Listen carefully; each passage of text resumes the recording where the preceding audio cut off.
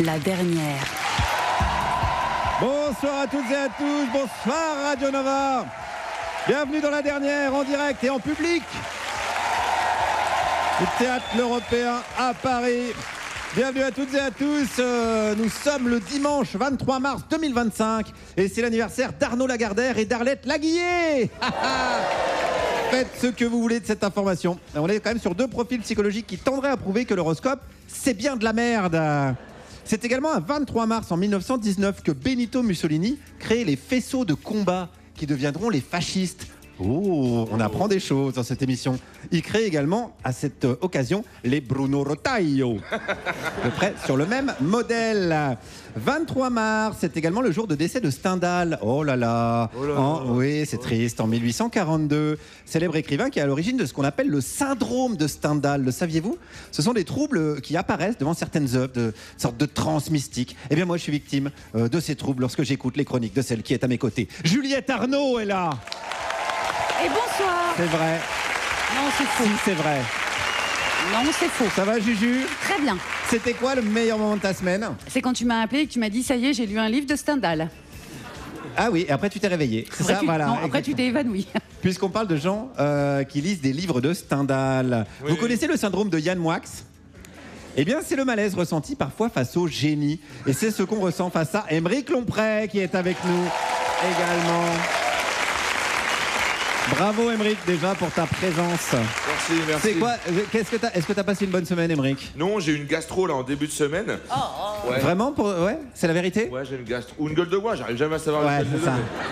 En tout cas, très très mal. Et j'ai terminé la semaine en juin à Aubervilliers, donc une semaine de merde. Une semaine un petit peu en dessous. Est-ce que vous connaissez le syndrome Laurent Wauquiez ? Eh bien, c'est la joie ressentie lorsqu'on est devant Laurent Wauquiez. C'est ce qu'on ressent face à Pierre-Emmanuel Barré qui est là. Énormément de joie. C'est toi qui dis ça. Toi-même.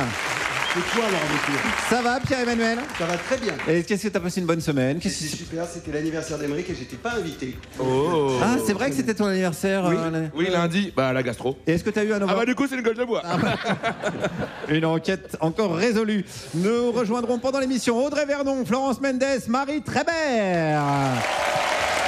Allez, on est chaud, c'est parti pour cette nouvelle émission. On est chaud comme Cyril Hanouna à Medellin. On commence tout de suite avec notre analyse de l'actu, c'est la revue de presse. C'est moi qui commence et j'ai une info. Mais qu'est-ce qui va se passer ? Jean-Marc Morandini est condamné en appel à 2 ans de prison avec sursis pour corruption de mineurs. Qu'est-ce qui va se passer ? Eh ben rien du tout, figurez-vous. Il s'avère que quand on veut durer à la télé, c'est mieux d'être un pédo blanc sur une chaîne d'extrême droite qu'un chroniqueur arabe sur le service public. Oh, ça dénonce. Ouais, bien sûr. Nom de Dieu. J'ai une info. Qu'est-ce qu'il va faire Donald Trump ?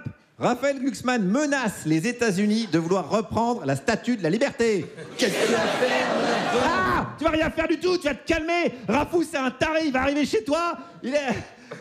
Waouh ! Il est capable de dire à Léa Salamé, de t'inviter dans la matinale de France Inter pour te demander si t'étais une fleur, un film, un paix. Waouh ! Moi j'ai une info, enfin des vrais sujets. C'est un membre de l'équipe vert, donc de l'équipe de l'Est, qui est parti à Koh-Lanta. Des vrais sujets. Oui, tout à fait. C'est donc Benoît qui a subi les foudres de son équipe, puisque c'est à l'humanité, c'est à la majorité que celui a voté, celui a voté contre lui. Ouais. Benoît qui avait tant apporté sur le camp, comme par exemple. Allez, voilà. Une info d'importance, une info. Joyeux anniversaire François. Ce dimanche, cela fait 100 jours que François Bayrou est Premier ministre de la France. Joyeux anniversaire François. Ouais. En vrai, je suis plus tout à fait sûre que ce soit d'importance. Aymeric ? Qui avait tant apporté sur le camp. Comme le feu, du bois en quantité et également une certaine sérénité. Certains me diront, tu oublies l'épisode de l'engueulade ? Non, c'est chiant. Allez, moi j'ai une info, mais jamais il la tait, sa gueule. Elon Musk a déclaré cette semaine que la principale faiblesse de l'Occident, c'était l'empathie. Mais jamais il a fait sa gueule. Ben non, jamais. Mais comme il semble que l'empathie, tout ça, ça lui semble superfétatoire, on peut lui dire tout à fait librement, meurs gros con. Tout à fait, le message est passé. J'ai une info. Ah, le compte sur Juliette Arnaud et Aymeric Lomprey ? Le dessinateur Jules... j'ai pas terminé. Le dessinateur Jules, victime de censure de la part de l'Éducation nationale, il avait revisité le conte La Belle et la Bête. Le compte sur Juliette Arnaud et Émeric Lompré. Rien à voir, restez concentrés. L'éducation nationale a eu peur des dessins trop modernes de Jules. François Bayrou préférant sans doute l'adaptation du Petit Nicolas à Bétarame. Alors moi j'ai une info, ça c'est de l'argument. Jordan Bardella a déclaré: les Français n'ont jamais essayé le Rassemblement National. Essayez, vous jugerez après. Ça, c'est de l'argument. Eh ouais, et moi j'ai jamais essayé de réchauffer le bain de mon fils avec un sèche-cheveux. Je vais essayer, je jugerai après. Et on l'embrasse. Et on embrasse Émeric. Ah bon? Ben oui, parce que c'est ton moment, Émeric. C'est le moment tant attendu. Et oui, tant attendu. Par des milliards d'auditeurs qui me disent on a envie de l'analyse d'Émeric. En fin de revue de presse, c'est toujours un moment. Et après, il meurt souvent dans la phrase. Donc on n'a jamais la fin. Merci Guillaume de me donner la parole et de me permettre de permettre aux gens de me tendre l'oreille. Ces oreilles... Encouragez-le quand même. Ouais. Je recommence. Merci Guillaume de me donner la parole et de tendre l'oreille. Ces oreilles si peu tendues vers moi, comme par exemple quand j'étais au collège et que je prenais la parole et que tout le monde était là. Écoutez-le avec son front de 12 mètres là, Frankenstein. Allez, reprends-toi Émeric, on te donne la parole, prends-la. Imagine la parole, c'est un grand gâteau au beurre. Alors, la semaine dernière, je vais vous présenter la météo des vents, mais très peu de gens ont adhéré. Je peux citer plusieurs commentaires. La météo des vents, mais ça intéresse qui en fait? On dirait il a pas travaillé, il va se prendre une soufflante. Regardez, c'est Frankenstein. Cette semaine, j'ai donc décidé d'écouter notre public. Et beaucoup m'ont demandé « À quand les horaires des écluses ?»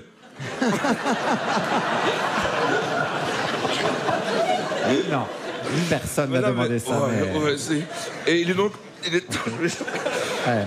le temps de me plier à la doxa. Je sais pas ce que ça veut dire. Allez, on y va. Et alors, bien sûr, une fois de plus, je vais pas pouvoir faire toutes les écluses de France. Sinon, ça prendrait trop de temps et ça déborderait sur les questions des auditeurs. Et ça, jamais. C'est une séquence phare de l'émission que personne ici voudrait se passer. Je vais donc commencer par là où il y a plus les écluses en France, entre Toulouse et Sète, dans le canal du Midi. Puisque celui-ci... Il y a des fans. Putain, ça y est, c'est la première fois que ma séquence, elle fonctionne. Alors... Car celui-ci, je suis trop content. C'est le premier paragraphe. Ouais, il y a encore tout ça des pages. Ah ouais. Car celui-ci compte plus de 65 écluses sur une distance de 240 km. Tiens. Alors, c'est parti. Je dois faire un peu vite, car il faut traiter les 65 écluses. Nous irons dans le sens de la descente. Donc, bien entendu, de Toulouse jusqu'à l'étang de Thau. Écluse 1. Appelée écluse des portes de Toulouse. 8h, 9h30, 15h et 15h30. Écluse 2. Appelée écluse de Claude Nougaro. Oui, je mens. 8h04, 9h34, 15h04, 15h34.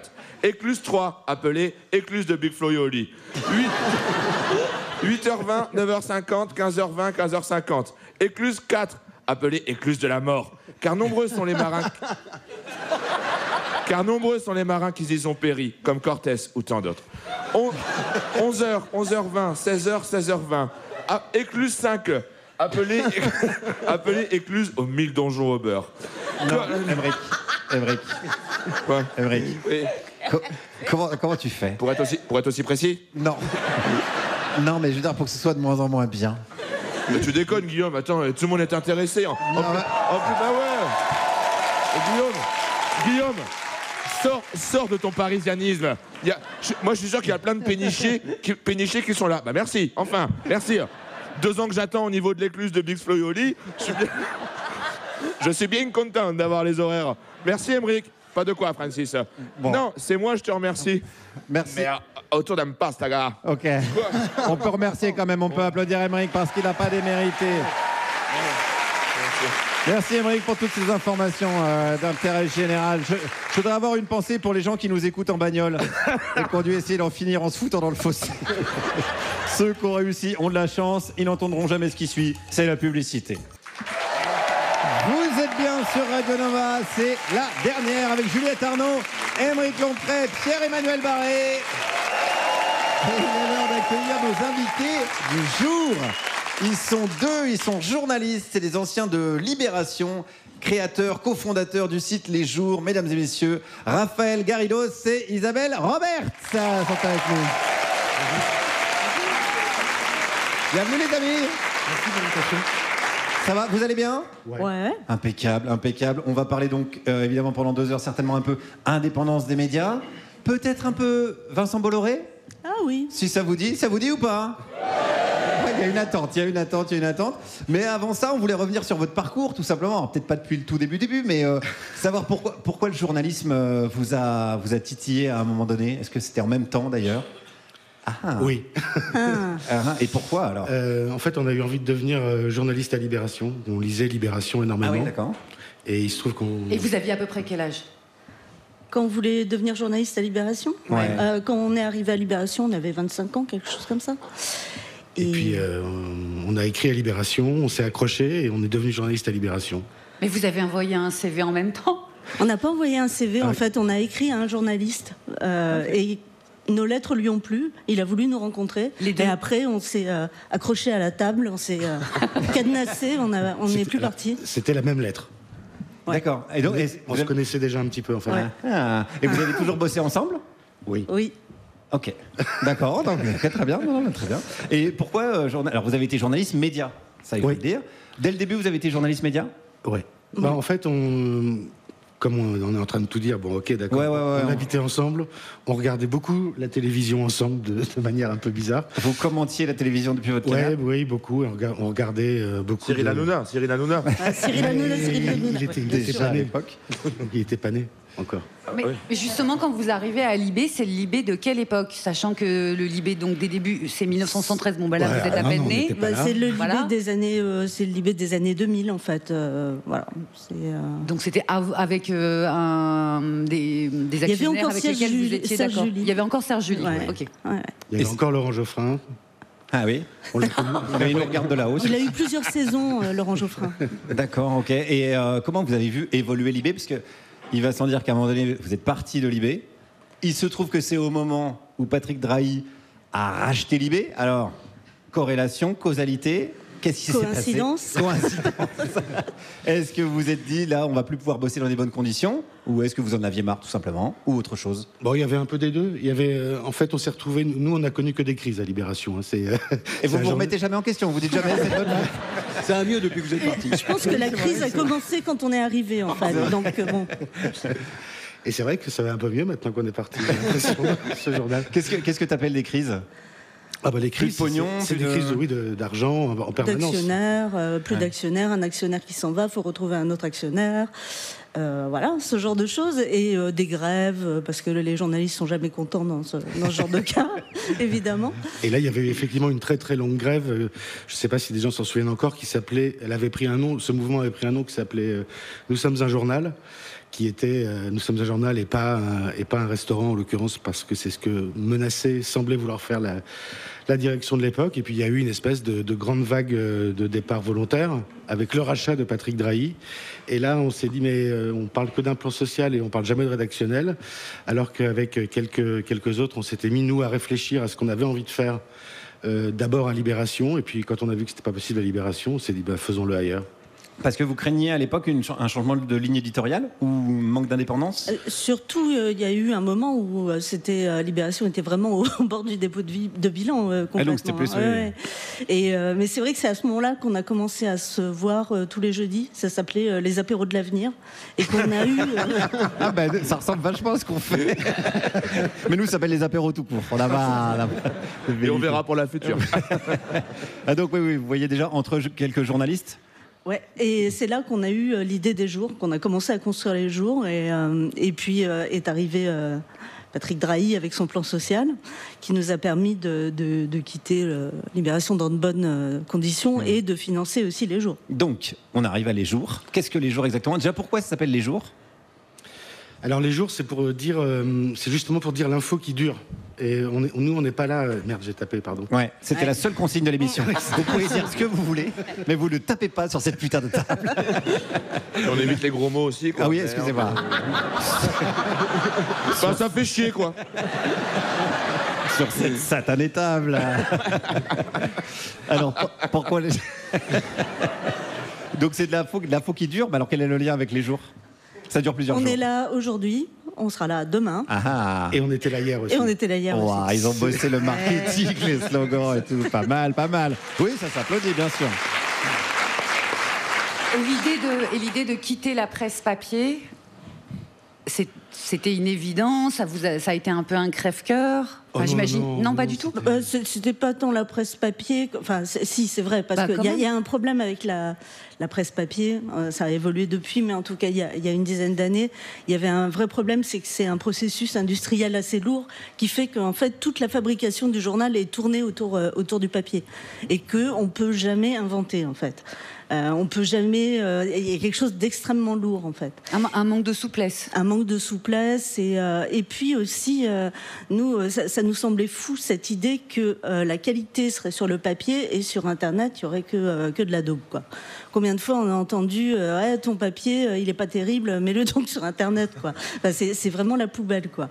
Or, quand même, avec le numérique, il y a tout un tas d'outils qui permettent d'enrichir le journalisme en réalité. On n'est plus contraint dans des formats, on n'est plus contraint dans des rubriques. Ça, c'est quelque chose qu'on a fait au jour. On a cassé les rubriques et à la place, on a décidé de faire des séries. Donc, on va s'emparer d'un sujet, on va l'attraper, puis on va plus le lâcher. Alors, parfois, ça peut durer 10 épisodes, parfois, ça peut durer 3 épisodes, ou parfois, ça peut durer 224 épisodes, comme nous avec Vincent Bolloré. Oui, vous vous y attendiez au début quand vous vous êtes dit, tiens, on va faire une petite série sur Vincent Bolloré, d'y être encore Non, pas vraiment. En fait, c'était pendant qu'on préparait les jours, on avait déjà quitté Libération, et on voyait commencer à se passer des choses du côté de Canal+. On voyait Vincent Bolloré virer comme ça un tiers des cadres de Canal+. On disait, c'est chiant, on n'a pas... C'est embêtant. Oui, pardon. Ouais, parce que Émeric ça casse les couilles, ça casse les couilles. Il n'y a que lui qui a le droit de dire des gros ici. Donc, voilà. Et on n'avait pas de médias pour écrire ça, mais on s'est dit, mais testons notre idée, l'idée qu'on avait pour les jours avec cette équipe-là, à savoir de prendre un sujet, de plus le lâcher. Et on s'est mis à enquêter. Et un an plus tard, quand on a lancé les jours, c'était un des premiers papiers, oui, je crois, un papier de notre série sur l'Empire. Et c'était, pour nous, on trouvait ça super intéressant de creuser un sujet et de plus le lâcher. Mais en fait, Vincent Bolloré, c'est notre meilleur scénariste. Parce que, j'ai l'impression. Mais jamais on aurait cru qu'on serait là 9 ans après, quoi. Enfin, on se disait, bon, on va regarder cette crise à Canal, Vincent Bolloré qui prend le contrôle, comment ça se passe, c'est un truc un peu culturel. Et en fait, on se retrouve avec l'extrême droite aux portes du pouvoir, quoi. Et jamais vous vous remettez en question. On ne peut pas tout vous mettre sur le dos non plus.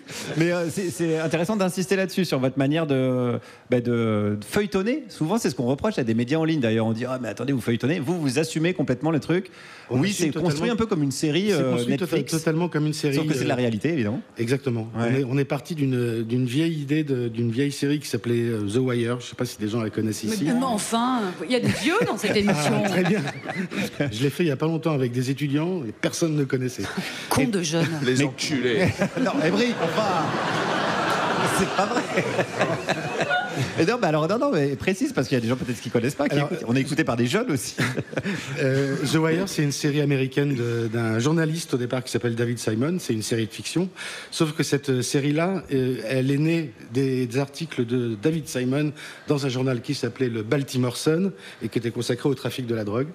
Et il en a fait une série de fiction. Et nous, on prend l'histoire à l'envers, en fait. On fait de la réalité avec des recettes de fiction. On applique les codes de la fiction à la réalité. Et ça veut dire que nos séries ont toute une affiche, il y a un côté un peu cinématographique.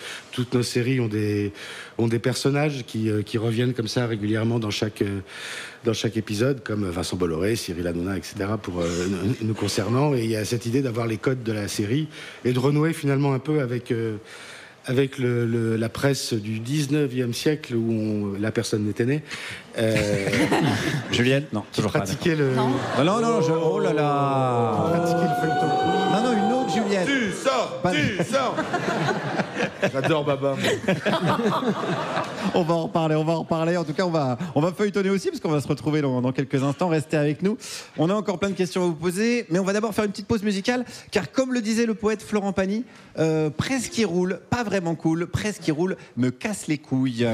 Est-ce que c'est ça qu'on va écouter, Juliette? Non, mais définitivement, t'as bien des références de vieux. On va écouter la chanteuse Cisa avec un titre qui s'appelle BMF et non pas BFM. Je suis désolée, rien à voir.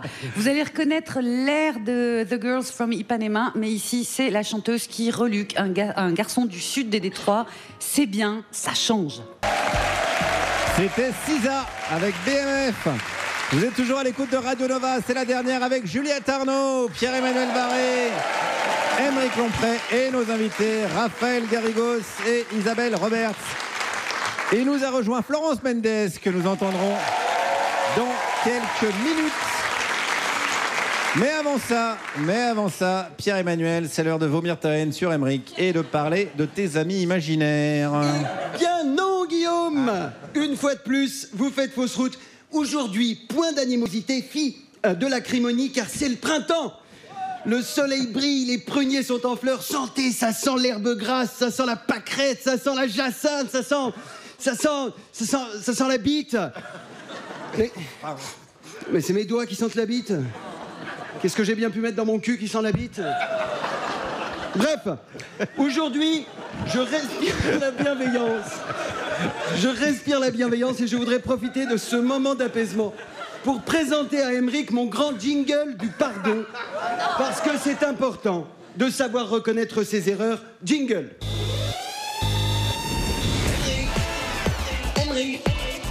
Aymeric, reconnais tes erreurs et je te pardonnerai. Voilà.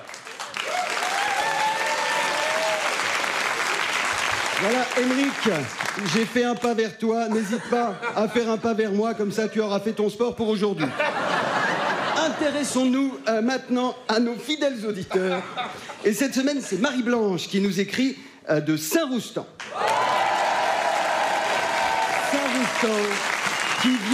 Saint-Roustan qui vient de vivre l'hiver le plus chaud de son histoire et où l'on s'inquiète à juste titre du dérèglement climatique qui menace l'équilibre environnemental, économique et social de la commune. Écologiste convaincu, le maire Guilhem Maurice a pourtant au cours de ses 14 mandats multiplié les actes forts pour réduire le bilan carbone des racilariens. On se souvient tous de l'hiver 2007 où, afin d'économiser l'énergie, il avait laissé le choix à ses administrés entre l'eau chaude et la télévision. Une initiative abandonnée au bout de 2 semaines suite au retour de la lèpre, du choléra et pire, des dreadlocks. L'année suivante marquera le passage au tout électrique pour la flotte de bus municipaux.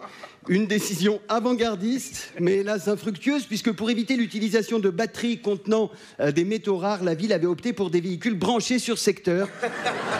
Un système qui ne leur permettait pas de s'éloigner au-delà de 6 mètres du dépôt, ce qui est beaucoup pour un aspirateur, mais pas assez pour un car scolaire. Cette même année 2008 sera également marquée par un chantier pharaonique avec l'installation d'un parc de 724 éoliennes dernier cri dans la vallée de la Roustinière, vallée malheureusement protégée du vent toute l'année par le plateau de Beauce. Afin de permettre aux hélices de tourner, il fut donc nécessaire d'équiper les 724 éoliennes de moteurs thermiques. Une adaptation efficace, certes, mais qui aura pour effet secondaire de tripler la consommation totale d'énergie fossile de la commune. Selon les détracteurs de Guilhem Maurice, cette mésaventure aurait pu être évitée si la conception du parc éolien n'avait pas été confiée à l'ingénieur qui, 10 ans plus tôt, avait installé 15 hectares de panneaux photovoltaïques sur l'unique versant toujours à l'ombre du mont Pergalin. Suite à ce double raté, l'édile a fini par reconnaître dans un entretien à la Gazette de Saint-Roustan qu'il aurait dû vérifier le CV de Maximilien Blaché avant de l'engager parce qu'il le trouvait, je cite, très classe avec ses lunettes de soleil, sa canne blanche et son fidèle labrador. Mais c'est justement l'expérience de ces erreurs passées qui fait la richesse de Saint-Roustan et aujourd'hui la commune est prête à affronter le nouveau défi environnemental qui lui fait face. Dès demain, afin de ramener les températures à des normales saisonnières, les racilariens sont donc invités chaque jour entre 12h et 14h à ouvrir grand les vitres de leur voiture et à laisser tourner la climatisation à 12 degrés. Mais revenons à Marie-Blanche qui nous dit « Cher Pierre-Emmanuel, comment faites-vous pour ne pas craquer face aux attaques incessantes dont vous êtes victime au sein de cette émission.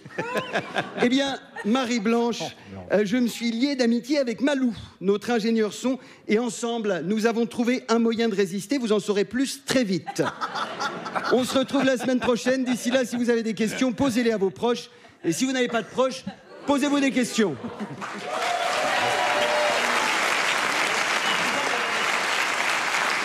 Emmanuel Barré, nous sommes toujours avec nos deux invités. Ah d'accord. Bien fait, Guillaume. Qu'est-ce qu'il est facétieux. Merci, Malou. Mais je trouve que ma voix est beaucoup mieux comme ça. Ça me rend un peu plus. Je suis un peu déçu que ça te plaise. Merci Malo, bien évidemment, tu es viré. Moi aussi. Je peux la voir, moi aussi. Voilà. Alors, ça c'est sa vraie voix. Merci. Ah, Oli, non. Sinon, on a des invités. On a des invités, si ça vous intéresse. Je les avais pas vus. Raphaël Garrigos et Isabelle Robert sont toujours avec nous, les Gariberts.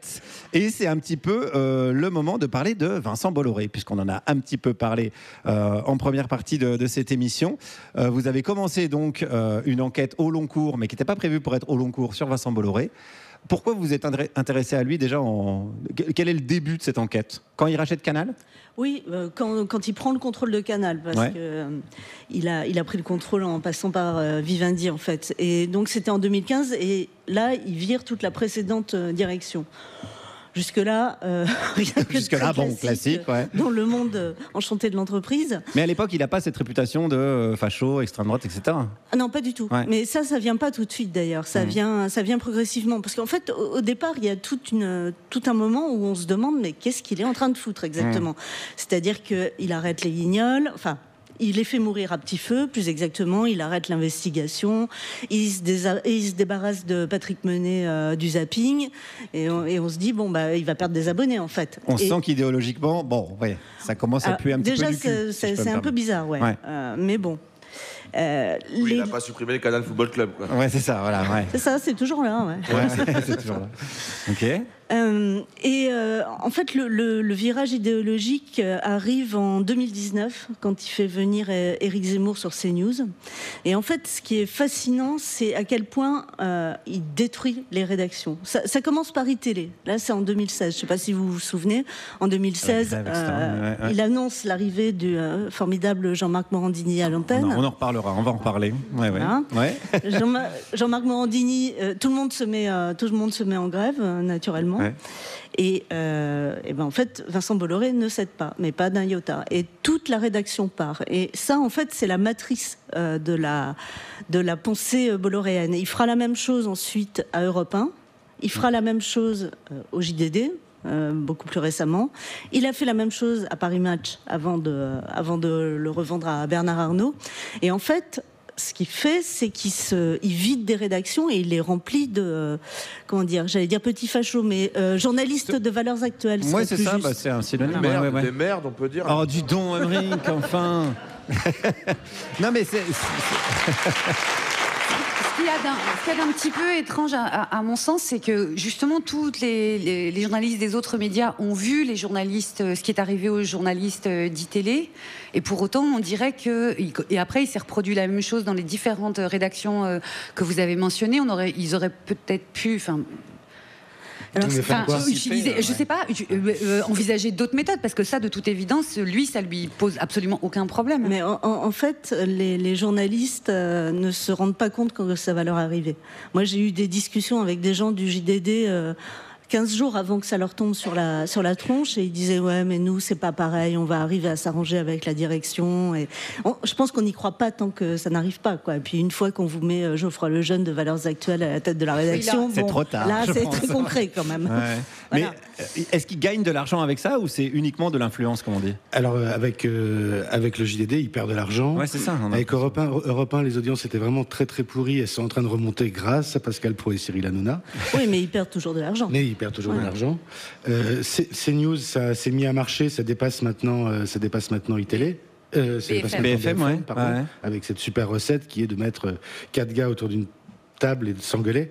Non, ils s'engueulent pas, ils sont d'accord. Enfin, ils font semblant de Ils font semblant, ouais. Et l'important dans ces cas-là, quand on veut que des gens s'engueulent, c'est qu'ils aient des avis très, très clivants. Mais finalement, ils sont tous d'accord, effectivement, avec eux. Au final, il y a juste à chaque fois un idiot de service qui est chargé de faire le gars de gauche, mais ça ne marche pas.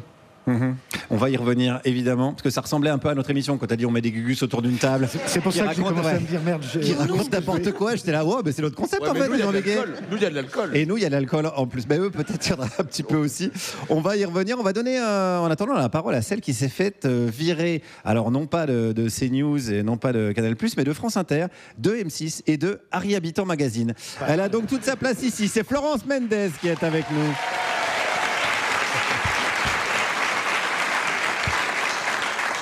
Bon alors c'était une grosse semaine pour nos amis les racistes. Hein. Ils ont passé beaucoup de temps à protester contre la nouvelle Blanche-Neige, pas assez blanche à leur goût.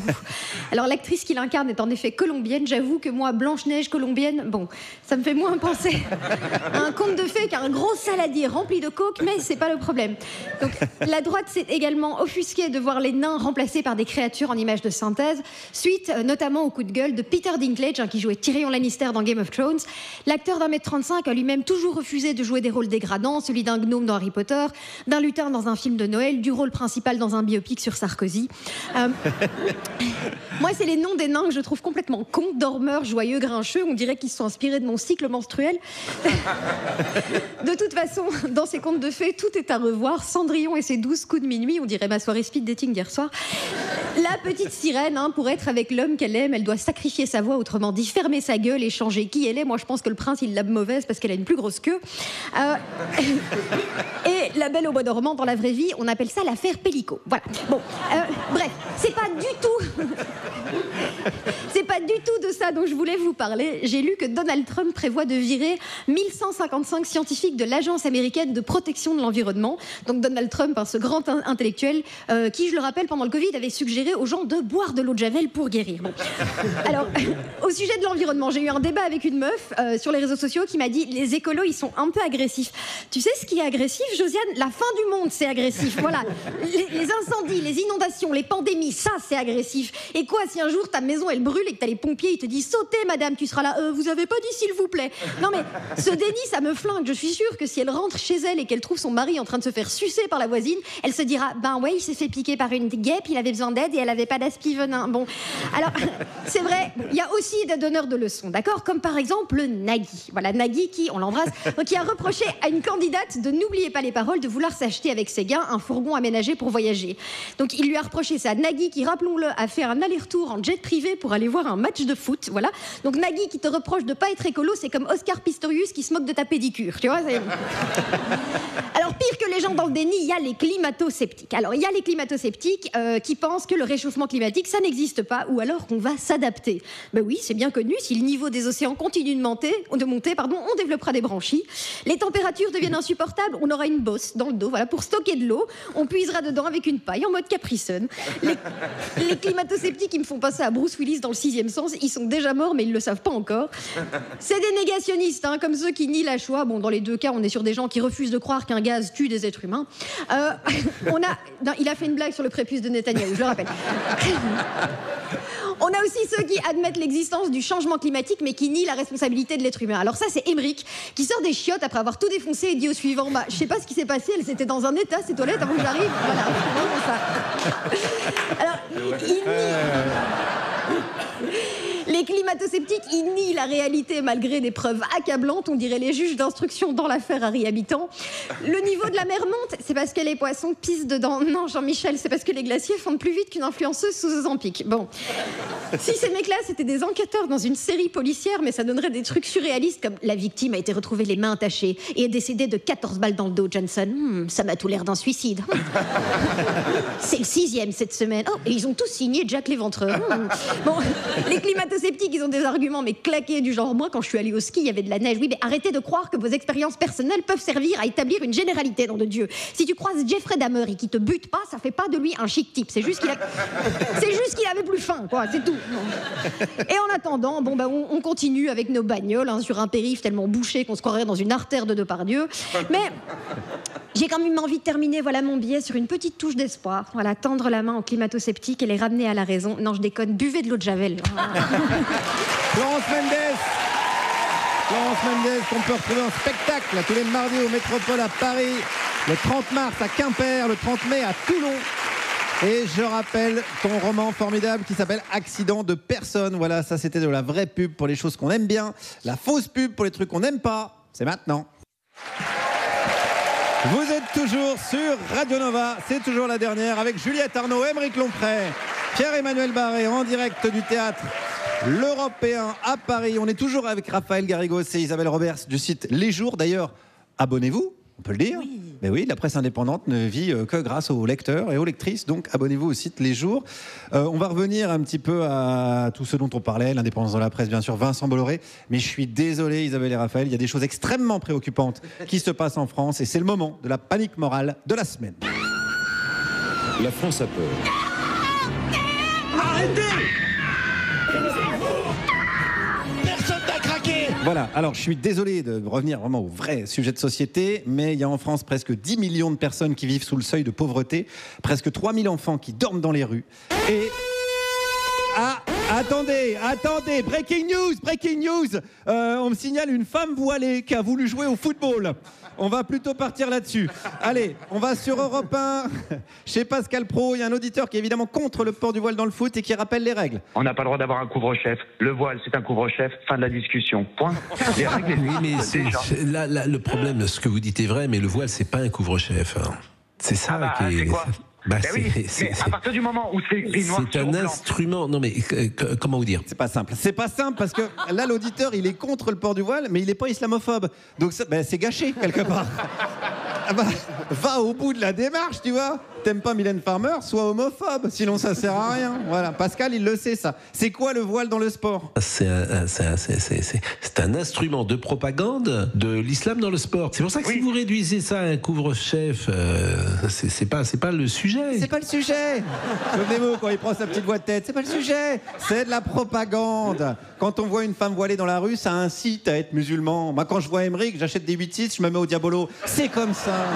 C'est pareil, c'est ça le sujet. Et en plus, Pascal, s'il est contre le voile dans le sport, c'est aussi pour le bien des femmes voilées. Convenez que c'est déjà pas très pratique, disons-le. C'est pas quelque chose qui peut tomber, sans doute. Ben, ça peut tomber, le voile peut tomber. Donc voilà, c'est chiant. D'ailleurs, moi, j'interdirais même les joueurs de foot dans le football parce qu'ils passent leur temps à tomber. Voilà, et ça, c'est perso, hein, petit avis perso. Voilà, non, bah oui, non, voilà. Voilà. Eh bien, écoutez, je crois qu'on a bien traité le sujet. C'est la fin de cette chronique. Oh là là. Attendez, on me signale un arrêt de jeu dans un match Angers-Monaco où des joueurs musulmans ont été vus en train de manger. J'envoie mon meilleur élément pour l'enquête. Pascal ? Il y a suspicion de blessures, de fausses blessures, pour arrêter le match et pour permettre la rupture du ramadan. Merde. Mais si c'est le cas, c'est très grave, parce que le joueur aurait dû être expulsé à ce moment-là, parce que fausse blessure, t'es expulsé. Le score du match doit être remis en cause. Et la Cour pénale internationale doit être saisie, je suis d'accord. Au nom des valeurs de la République et du 4-4-2. Il a raison, Pascal, je rappelle les faits quand même. Hein. Des joueurs ont profité d'un arrêt de jeu pour boire de l'eau et manger une banane. Un moment choquant pour François-Xavier Bellamy, vice-président des Républicains. C'est pas que ça m'a choqué, c'est que c'est un vrai grand moment de rupture avec notre projet français. Oui, il n'en fait pas des caisses, c'est ça qui est bien. Parce que je rappelle quand même que des joueurs de football musulmans ont mangé pendant un arrêt de jeu un événement qui fera date. Non, je comprends. Je comprends. Pardon. Je comprends que vous n'ayez pas le cœur à rire. On peut pas rire de tout. Voilà. J'arrête là parce que... Wow, qu'est-ce qui se passe ? Il y a une pénurie d'œufs. On ne trouve plus d'œufs dans les supermarchés. On va sur BFM pour mener l'enquête. Tout à fait. Et là, typiquement, en ce moment, on est en période de Ramadan. Et alors, ça peut représenter une explication. Oui, tout à fait. Que dans certains supermarchés, on trouve moins facilement des œufs que d'habitude. Tout à fait.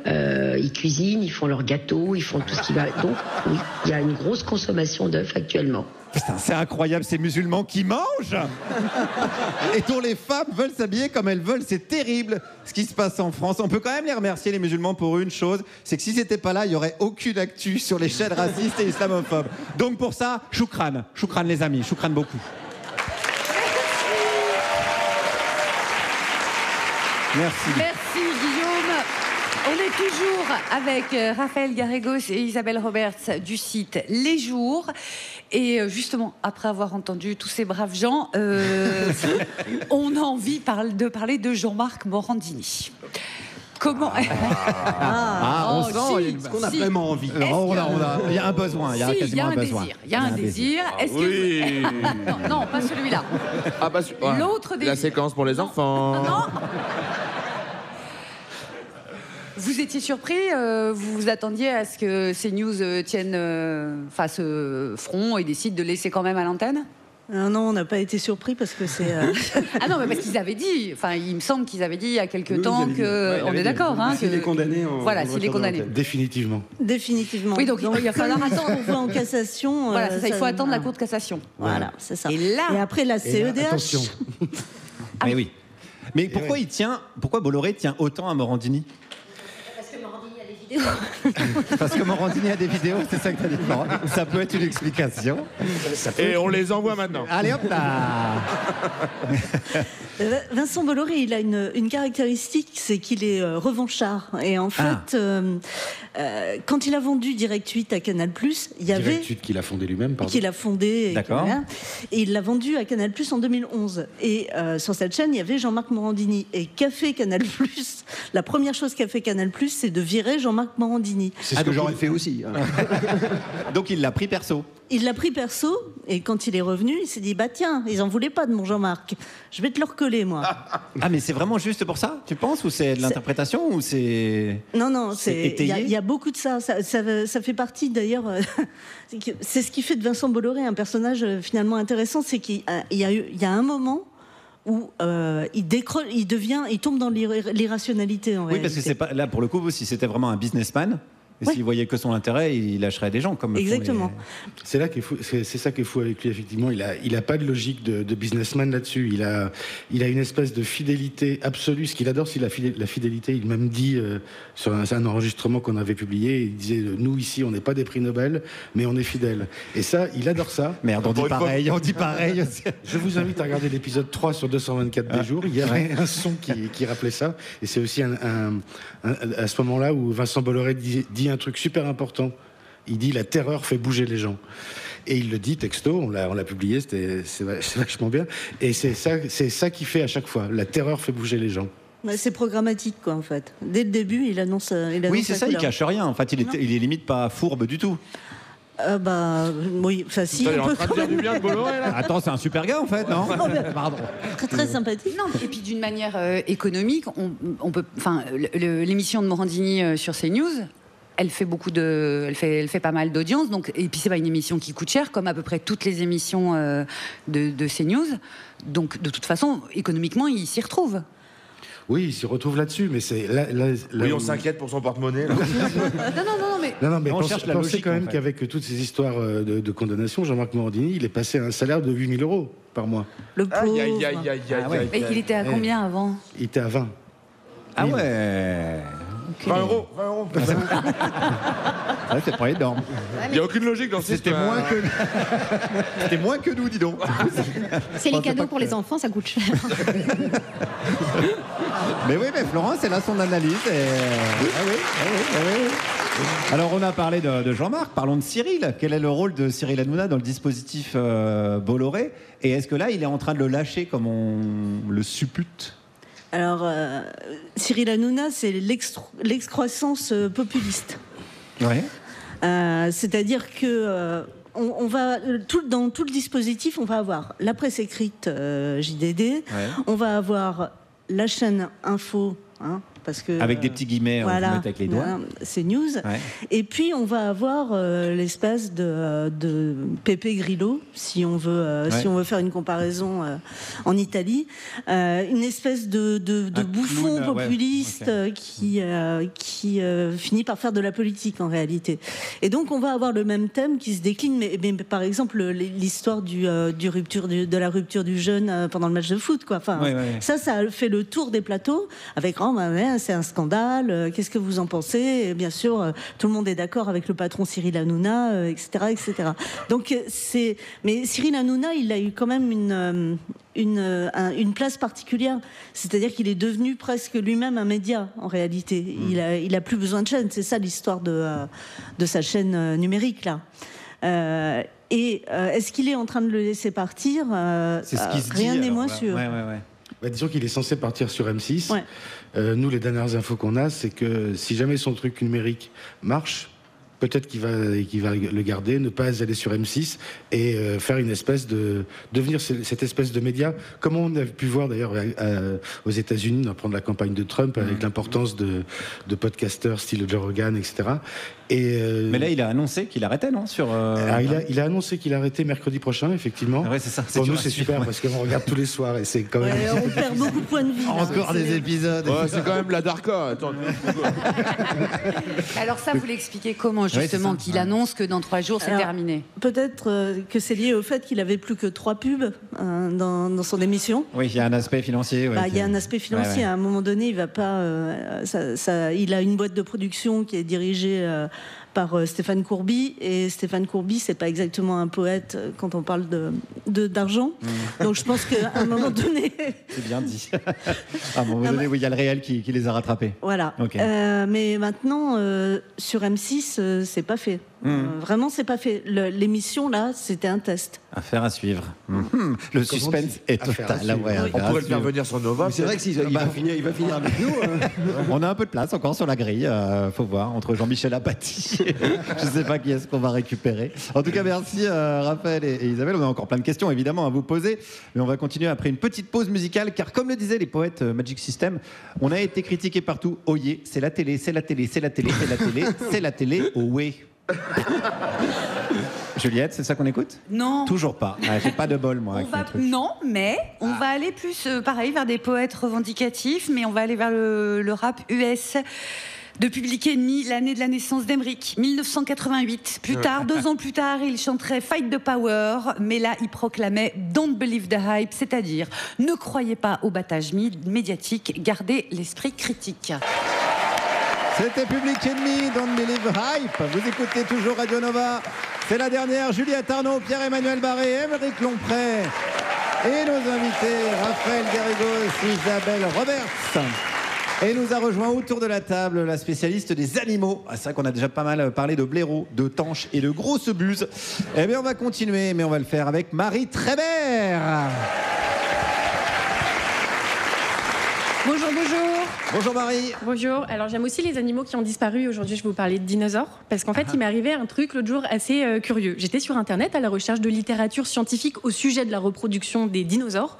Quand mon œil a été attiré par une catégorie de e-book assez originale, le dino-porn ou dino-érotica. Je ne connaissais pas. Du coup, j'avoue, je me suis laissée happer par des premières de couverture dignes des pires PowerPoint des années 90, garnies de bikinis dorés, de meufs à poil, de dinosaures à guicheurs, avec des titres en anglais, pour le moins assez absurde, dont j'ai tenté la traduction. Prise par un T-Rex, l'invasion du cul des raptors, l'été mouillé d'un allosaurus, ou encore un dinosaure millionnaire m'a forcé à être gay. Je voulais quand même vous lire le pitch de ce dernier. Dans le futur, les dinosaures ont pris le contrôle de l'économie mondiale grâce à des prédictions boursières exceptionnellement précises.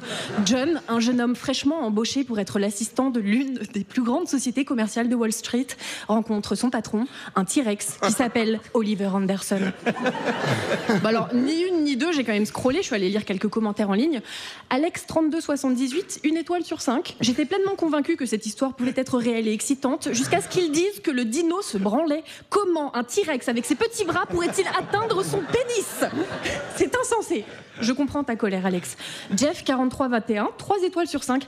Un dinosaure buvant du champagne, un ptérodactyle pilotant un hélicoptère, un vélociraptor comme réceptionniste. J'ai besoin de réponses.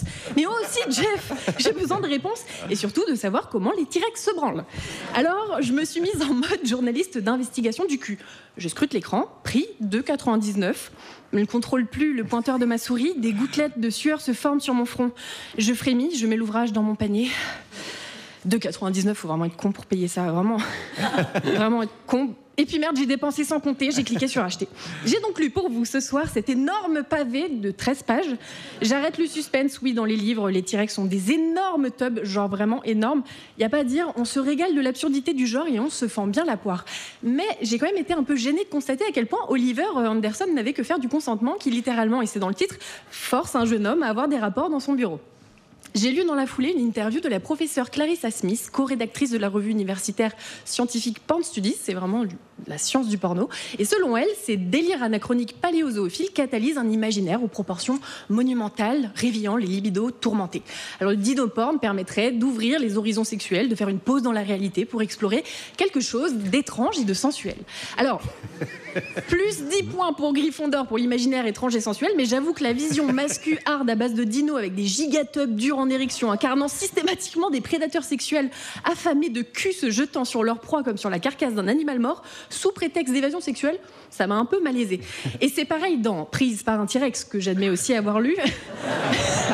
On parle d'une meuf qui se fait attraper, contraindre et qui romantise son rapport non consenti avec un dinosaure. Alors quoi, sous prétexte de dinosaure, de fiction, tout est ok, absurde, sexy. Sous prétexte que c'est marrant, on pourra peut-être lire des titres bientôt comme, je sais pas moi, un Tricératops à Notre-Dame de Bétarame ou dans le nid de l'abbé Pierre-Osaurus et ça sera ok. Bref, aujourd'hui, je pense qu'on a quand même besoin de réel, de consentement, d'éducation sexuelle, d'alimenter nos pratiques avec de la science, de la connaissance de nos corps, de comprendre nos limites et de conscientiser qui sont nos agresseurs pour savoir dire non quand un T-Rex nous force à le branler dans le couloir d'un gratte-ciel, par exemple. Bon, alors tout ça m'a évidemment donné envie de re-regarder Jurassic Park. Vous voyez la scène là avec les vélociraptors dans la cuisine ? Je sais pas, mais là, cette fois, de les voir glisser leurs petits doigts agiles lentement dans la fente de la porte, le regard perçant, je sais pas, ça m'a fait un petit quelque chose. Et puis, vous avez déjà contemplé leur peau écailleuse humide, leur façon de se cambrer en gainant leurs abdos, leur façon de respirer de manière saccadée et haletante, entraînant lascivement leur queue lourde sur le sol.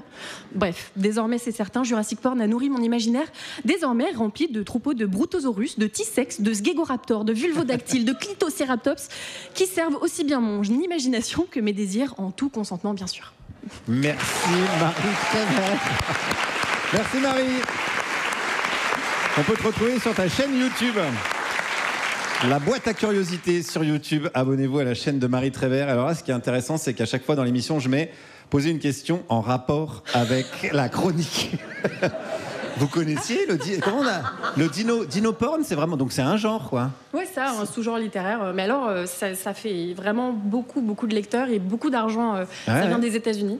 Bah surtout si tout le monde fait comme toi, à dire, oh, je suis quand même curieux, je vais quand même regarder à... 2,99. Ouais, non, mais c'est vrai. Vous connaissez. Ils sont pas tous à ce prix-là. Hein. Ah. J'ai l'impression qu'Éric prépare une chronique littéraire, dis donc. Les Gary Bert, vous connaissiez ce genre? Ah non, on a pas. Isabelle n'a pas dit non tout de suite. Enfin, après, il n'y a pas de jugement. Hein. Non, chacun. Mais alors, non, ce qui m'intéresse, c'est que vraiment, Marie a fait le taf, elle a lu. Et moi, ce qui m'intéressait, c'est comment vous bossez, vous lisez toute la presse Bolloré, vous regardez. Ah, pas mal. Ouais, parce que j'ai fait l'école Nicolas de Morand, comme on appelle. Donc vous lisez toute la presse Bolloré, vous... Bah oui, on est obligé de faire, enfin c'est normal de faire ça. Est-ce que vous y prenez un peu de plaisir de temps en temps? Un peu de plaisir malsain, oui, je pense. Ouais. C'est vrai, vous dites encore quelle dinguerie. Est-ce que ça vous étonne encore? Est-ce qu'il y a des dingueries qui sortent et qui vous étonnent? Ou est-ce que c'est un peu redondant, islamophobie, patati patata? C'est quand même fou, quoi. Non, c'est fou et en vrai, ça fait peur quand même. Parce que on pourrait se dire, en fait, que ces gens-là n'intéressent qu'eux-mêmes et un public fermé. Mais le problème, c'est qu'avec les médias Bolloré, ça infuse les autres. Ouais. Et moi, ça me rend dingue quand je vois des journalistes reprendre le JDD. Comme si c'était encore l'ancien JDD, déjà. Bon. Ouais. Hein, mais déjà, il y avait beaucoup à dire, mais bon. Mais aujourd'hui, c'est comme si on reprenait Valeurs Actuelles, quoi. Enfin, c'est ou Présent, ou Minute, ou voilà, c'est un journal d'extrême droite. Et ils arrivent toujours à nous étonner. Moi, quand j'entends Cyril Hanouna vendredi parler de la marche d'hier et l'appeler la marche contre les Juifs. Ah oui, il y a même plus de... Et plusieurs fois, il l'aurait dit parce qu'il avait trouvé ça super. Ah bah, il a trouvé... La marche contre les Juifs. Ouais. Voilà. Et comment on peut... Alors, c'est un peu une vaste question, hein, mais comment on peut réussir à lutter contre ça? En s'abonnant, par exemple, au Jour. Oui. Voilà, ça, c'était pour le côté promo, sûr. Mais c'est vrai, ceci dit. Oui. Soutenir la presse indépendante, mais sinon, est-ce que c'est un rouleau compresseur? Est-ce qu'on a déjà perdu?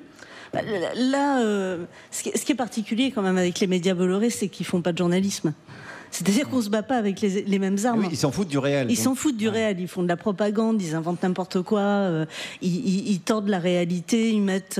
Ils ont une espèce d'obsession, par exemple, pour ceux qu'ils appellent les OQTF. Ils n'ont pas compris que c'était les personnes sous OQTF. Voilà.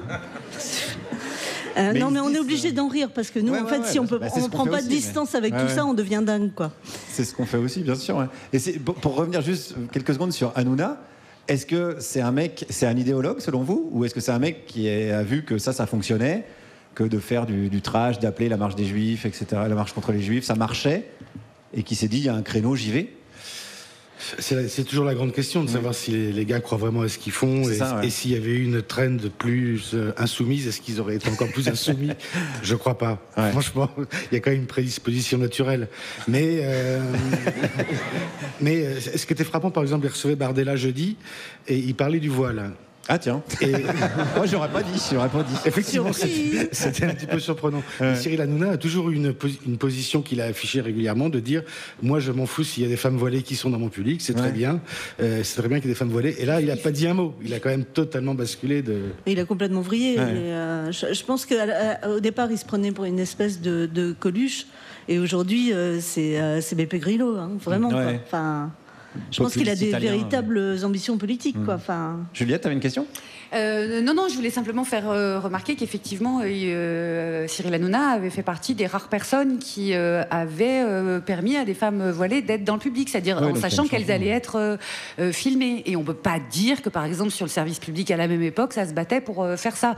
Donc moi, j'ai l'impression aussi qu'Hanouna et tous ces gens-là, ils occupent une place que la soi-disant gauche n'a jamais été foutue d'occuper. Pardon, je suis un peu. C'était le coup de gueule de Juliette Arnaud. On va en reparler, bien évidemment, avec les Gary Bertz qui sont toujours avec nous. Merci Marie Trébert d'avoir été avec nous, d'avoir fait ce boulot de lecture de Dino Porno. Abonnez-vous toujours à la chaîne de Marie Trébert qui est excellente, la boîte à curiosité. D'ailleurs, allez vous abonner au Jour et à la chaîne YouTube de Marie pendant ce qui suit, parce que ça vous évitera d'écouter la publicité. Vous écoutez toujours Radio Nova, c'est toujours la dernière avec Juliette Arnaud, Pierre-Emmanuel Barré, Aymeric Lomprey et nos invités Raphaël Garrigos, Isabelle Roberts, cofondatrice du site d'information Les Jours. Et il en est un autour de la table qui s'intéresse à l'information et à l'actualité dans son style à lui, je dirais, entre Gilles Boulot et Didier Vampas. C'est Pierre-Emmanuel Barré. Non, n'applaudissez pas, l'heure n'est pas à la fête. Je suis porteur d'une sinistre nouvelle. Vous êtes cons. Vous êtes tous cons. Toi t'es con, toi t'es con, toi t'es con, toi t'es con, toi... Non, toi t'es pas con, t'es intelligent. T'y as cru? C'est parce que t'es con. C'est pas moi qui le dis que vous êtes con, c'est la science.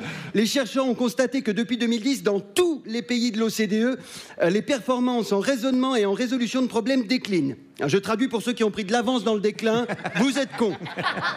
C'est la première fois de ma vie que je peux m'appuyer sur la science pour insulter des gens, alors accrochez-vous, parce que je vais en profiter. Guillaume, t'es con.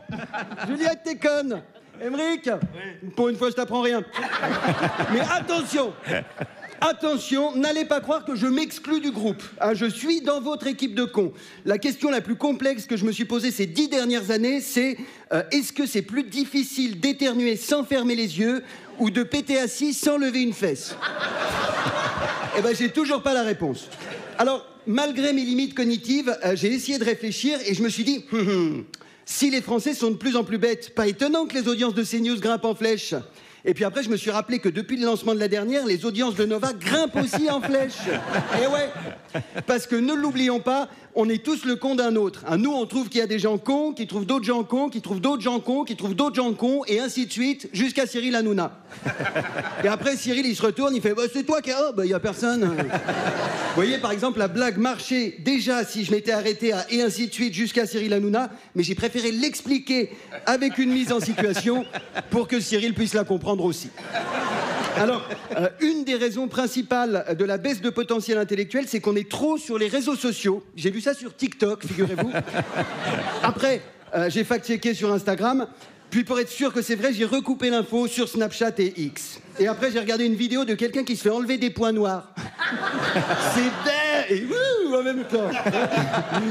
En fait, ce qui se passe, c'est que les algorithmes des réseaux exploitent le système de récompense dopaminergique du cerveau et créent une dépendance un peu comme la cocaïne ou le Nutella. Personnellement, je vous conseille plutôt la cocaïne. Ah, le Nutella, ça bouche le nez. Deuxième souci avec les réseaux, c'est la succession de vidéos très très courtes qui altèrent la capacité de concentration. Les gens sont incapables de rester attentifs plus d'1 minute. C'est pour ça que je dis plus rien d'intéressant dans mes chroniques au-delà de 59 secondes. C'était pas la peine d'écouter après le truc du prout. Un des autres facteurs de l'abaissement intellectuel général, ce serait la surinformation qui réduit l'effort de réflexion et d'analyse critique. Si vous regardez BFM pendant 1 heure et que je vous demande de me résumer ce que vous avez appris, vous serez bien embêté parce qu'il y avait trop d'infos. Vous vous souviendrez juste vaguement que c'est la faute aux musulmans. Mais ça, c'est parce qu'ils mettent cette info dans les 59 premières secondes de chaque reportage. Pour résumer simplement, les principaux facteurs de baisse du niveau intellectuel, c'est les médias et les réseaux sociaux. Et il se trouve que je fais ma chronique sur un média et que vous l'écoutez sur les réseaux sociaux. Donc, si vous êtes de plus en plus con, eh ben, c'est en partie à cause de moi.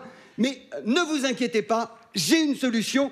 Ce que je vous propose, c'est qu'on dit que c'était la dernière chronique de l'histoire. Après, on arrête les médias et surtout, on arrête les réseaux sociaux.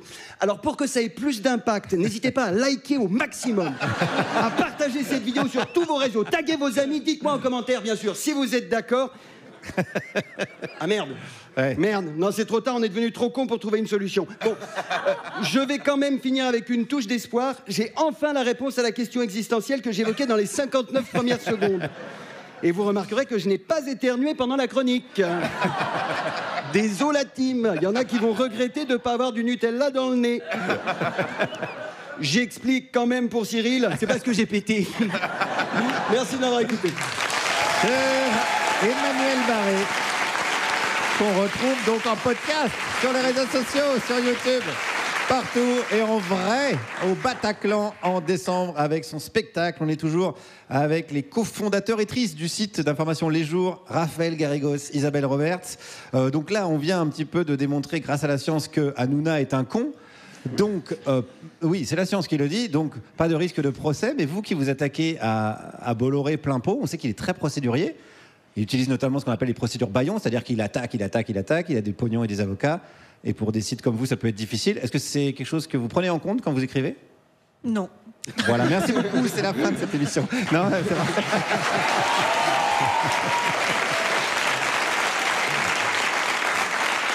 Parce que pas de risque du tout, vous pensez ? Ah si. Si, il y en a plein des risques, mais tant mieux, mais welcome. Qui nous fasse un procès. Abonnez-vous, donnez-leur de l'argent.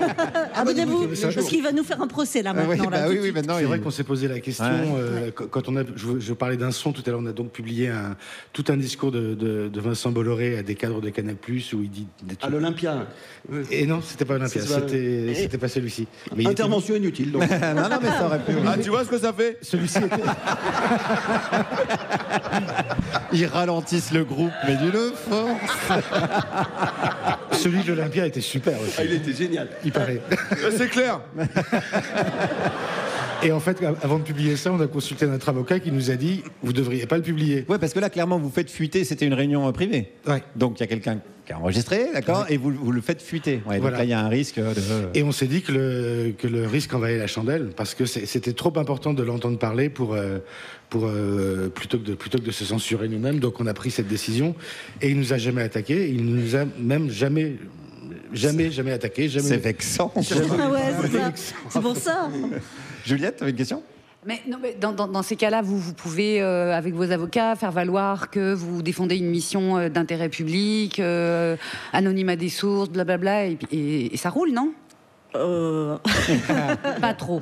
Non, et quand un titre de presse, n'importe lequel d'ailleurs, est attaqué, ce qu'il faut faire, c'est faire des offres de preuves, c'est-à-dire montrer qu'on a travaillé sérieusement et que on a demandé le contradictoire, etc., etc. Mais il y a une chose parce que c'est marrant, vous retenez ça que Vincent Bolloré attaque, mais en fait, il attaque presque toujours à propos de l'Afrique et pas des médias. Et une fois, on a croisé son avocat dans un prétoire. Oui. Et on lui a dit, mais pourquoi vous n'attaquez jamais sur les médias ? Et il a dit, mais parce que vous dites jamais de conneries. Quoi ? C'était vraiment... Oui, c'est un bon compliment. Très bon compliment. Ouais, mais ça sous-entend que les médias ils racontent des conneries sur l'Afrique et c'est pas forcément le cas. C'est pas le cas non plus. Non, en fait, il y a, par exemple, quand il avait attaqué Complément d'enquête sur France 2, il avait quand même demandé la modique somme de 50 millions d'euros. C'est beaucoup. C'est beaucoup. Ouais, c'est beaucoup. Oui, c'est beaucoup, oui. Bon, mais de fait, c'est un vrai risque. Parce que nous, s'ils nous attaquent et qu'ils nous demandent 50 millions d'euros, alors ça va pas suffire. Ça va pas suffire. Il va falloir vraiment beaucoup d'abonnés. Voilà. Tous ici. Mais abonnez-vous. N'attendez pas que Bolloré attaque. Abonnez-vous au jour. Et notamment pour lire toutes les histoires de Vincent Bolloré. Mais il y a beaucoup d'autres enquêtes. Oui. Et c'est vrai aussi que les méchants, ça fait des belles histoires. Et les histoires, c'est ce qu'aime raconter, lire et voir Juliette Arnaud, que l'on retrouve juste après son famous jingle. Qu'est-ce que nous fait chier à lire, toi ? C'est pas marqué dans les livres. C'est que nous fait chier à lire tout le temps. Plus important à vivre. Regarde ! Juliette Arnaud. En avant les histoires. Merci.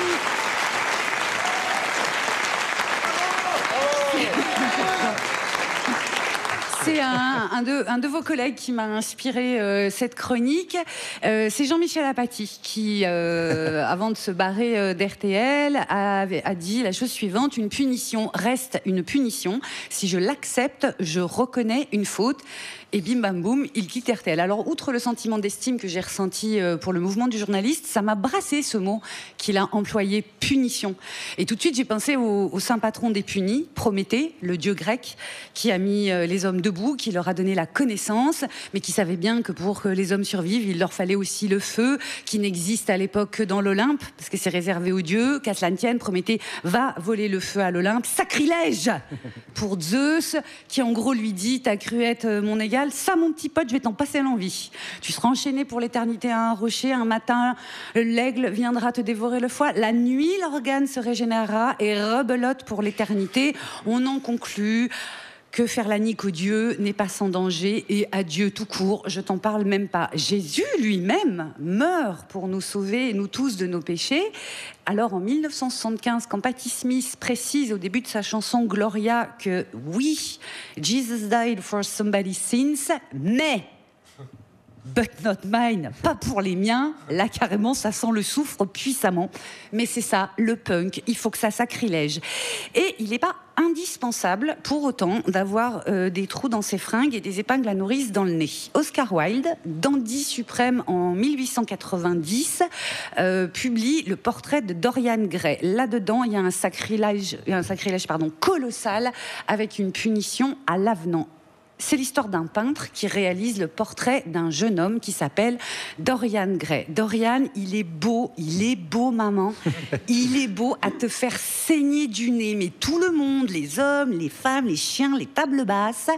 Et en plus, sur ce visage extrêmement bien réussi, il y a la candeur de la jeunesse, sa pureté, tout ce qui inspire instantanément la confiance immédiate. Bref, le portrait est parfait. Le peintre, il est ravi. Et le modèle, moins. Parce qu'il perçoit le vice de cette réussite picturale.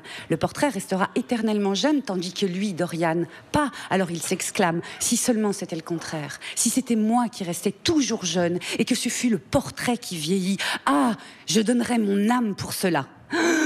Sacrilège! À partir de là, le portrait est fatal. Il a sa propre vie, somme toute. Le portrait vieillit, se grimant petit à petit des signes de l'âge et des signes du péché. Oui, parce que Dorian, il va pas utiliser sa jeunesse éternelle pour faire le bien, croyez-moi. Et j'aime autant vous dire que le châtiment est croquignolet. Et puis parfois, les punis, ils déglinguent la punition. En 1985, il y a eu un film culte pour mes contemporains qui s'appelle The Breakfast Club et qui filme littéralement un groupe de lycéens collés tout un samedi avec une disserte à écrire avec le thème suivant: qui êtes-vous ? En vrai, cette punition, je la trouve géniale. Moi, je punirais volontiers tout le monde, on gagnerait du temps. Dans le film, les lycéens nous sont présentés d'abord comme des archétypes de personnages. Il y a le cerveau, l'athlète, la fille à papa, la zinzin, le délinquant. Et ces gosses se vivent comme ça, c'est leur image. Ce sont de purs produits de leur milieu familial, socio-économique. Et puis à un moment dans le film, ils arrêtent de se harceler et de se mépriser les uns les autres. Et ça arrive après qu'ils ont fumé un joint ensemble. Ce qui fait que c'est un film recommandé par Bruno Retailleau. Alors les identités des uns et des autres se mélangent, ce qui est recommandé pour regagner un peu joyeusement les rives de l'âge adulte. Ce qui fait que le film passe de comédie à drame adolescent et que les personnages peuvent finir par écrire d'une seule voix cette foutue punition en disant « Chacun de nous est à la fois un surdoué, un athlète, une zinzin, une fille à papa et un délinquant. Qui c'est qui veut ça comme épitaphe ? Moi, s'il vous plaît. » Juliette Arnaud. Merci Juliette. On peut retrouver en podcast partout, évidemment sur l'appli Nova, sur YouTube, comme toutes les chroniques, ainsi que l'émission en entier. Je profite de quelques secondes pour adresser un grand message de soutien à notre collègue, mais néanmoins amie Blanche Gardin, qui s'en prend plein la gueule en ce moment parce qu'elle dénonce les crimes de guerre de l'armée israélienne. Donc elle se fait traiter d'antisémite, ça c'est le grand classico. Alors que je rappelle que ceux qui manifestent avec des croix gammées sur les bras sont toujours protégés par la police. Voilà, l'époque est plus drôle que nous. Force à toi Blanche, on t'embrasse. Allez, la musique adoucit les mœurs. La musique adoucit les mœurs. On écoute Enrico Macias dans Il faut les dégommer. Je plaisante. Qu'est-ce qu'on écoute? Pardon. Ça serait trop bien. Ça serait pas mal, mais non, il n'a pas encore chanté. Alors non, on va écouter un truc. C'était bien cet accent américain. On va écouter un titre qui existe de 1996 signé Blue Boy qui nous pond Remember Me. C'est ce qu'on appelle une scie, c'est-à-dire un titre qui trotte dans ta tête même si tu voudrais bien que pas. Vous êtes prévenus, c'est parti pour une semaine. C'était Blue Boy, Remember Me, vous êtes toujours sur Radio Nova, la dernière, Juliette Arnaud, Aymeric Lompré, Cher Emmanuel Barré, en direct du Théâtre L'Européen à Paris. Oui, l'Européen est là. On est toujours avec les Garibert, Raphaël Garrigos et Isabelle Roberts. Et c'est le moment de la séquence l'invité. De l'invité, à chaque fois, à chaque semaine, on demande aux invités qui ils veulent inviter. Et là, vous m'avez répondu d'une seule voix. Tout simplement, le plus grand rocker du monde, qui s'appelle Bébé Chevrotine. Et bonsoir. Alors, Guillaume, petite correction, non, pas le plus grand rocker du monde, je suis juste le plus grand gangster de tous les temps. Moi, c'est Bébé Chevrotine.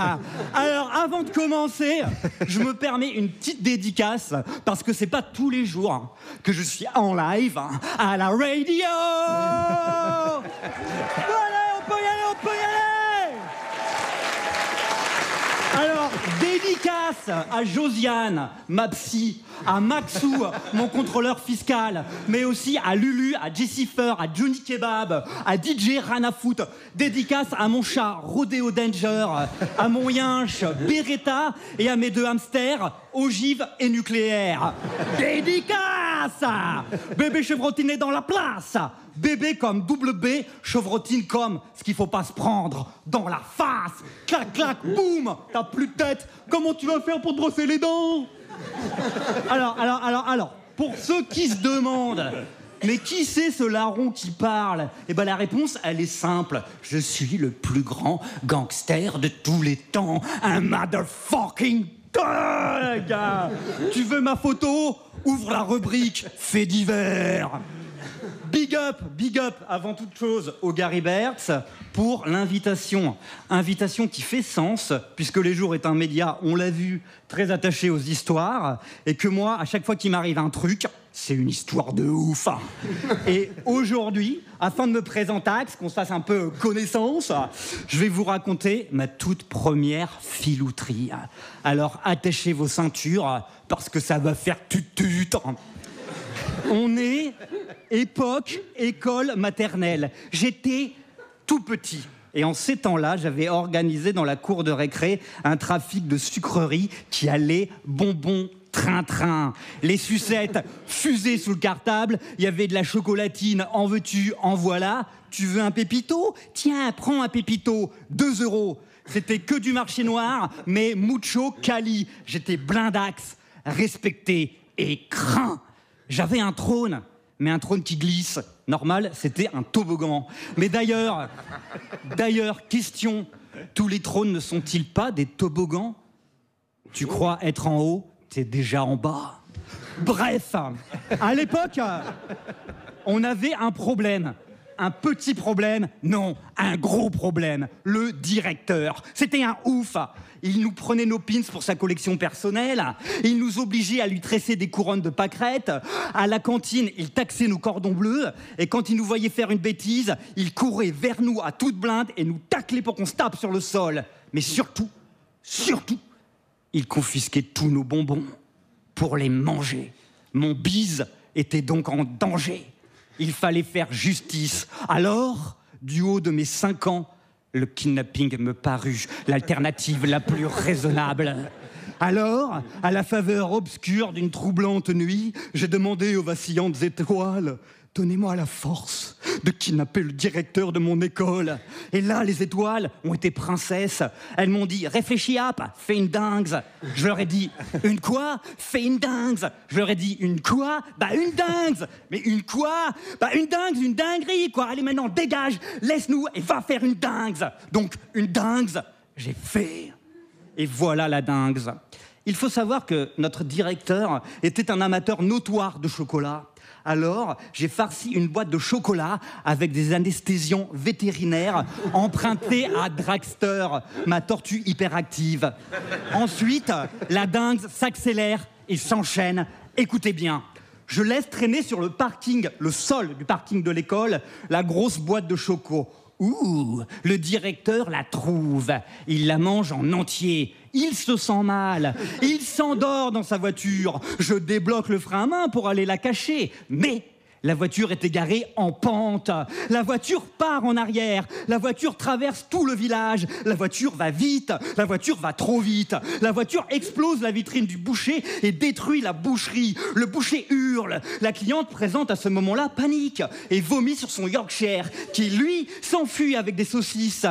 Le boucher lui court après avec un hachoir. Un camion déboule, évite le Yorkshire de justesse, tape le boucher, finit dans le bar tabac, défonce une pompe à bière et là, c'est Geyser, Cervoise, un arc-en-ciel de bière. Patrick, un habitué, hurle « Miracle !» Un autre crie « Apéro !» L'épicier arrive avec les bras pleins de paquets de chips. Tout le village déboule, se gorge de bière. C'est l'ivresse générale. Mais furieux, le maire du village débarque pour faire taire tout ça. Mais nique le maire! Pas touche à l'apéro! Donc mutinerie, gendarmerie, bagarre, fumigène, révolte, bière pour le peuple. Laissez-nous libres d'être ivres. Un peuple heureux est un peuple qui oublie, mais qui n'oublie pas. La bagarre, baston, destruction, violence. C'était beau. Mon Dieu, que c'était beau! Des hommes qui dansent dans un PMU qui brûle, un chien qui mord le mollet d'un boucher, un directeur anesthésié qui coup de boule un lampadaire. Et c'était moi qui avais fait tout ça. J'en avais les larmes aux yeux. Puis le temps est passé, emportant ce souvenir comme le vent souffle un mouchoir. Et de ma vie, je n'ai jamais rien revu d'aussi beau.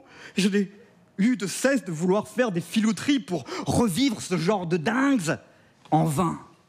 Hélas, j'ai alors compris un des crimes de la vie, c'est de saisir la beauté, l'agiter devant nos yeux et nous l'enlever.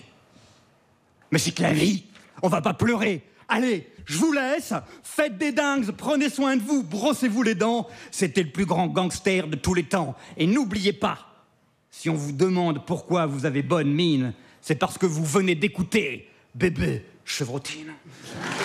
Bébé Chevrotine était avec nous. Le plus grand gangster de tous les temps, ni plus ni moins. Allez le voir en spectacle. On est toujours avec Isabelle Garrigos et Raphaël. Raphaël et Isabelle, vous êtes toujours avec nous. On va se retrouver dans quelques instants. Abonnez-vous au jour pendant ce qui suit, parce que ce qui suit, c'est pas très intéressant, c'est la publicité.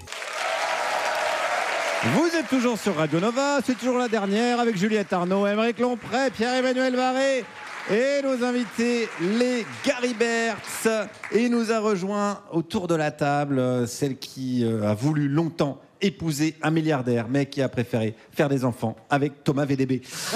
Je ne dirais pas que c'est un échec, mais ça n'a pas bien marché. Audrey Vernon est avec nous.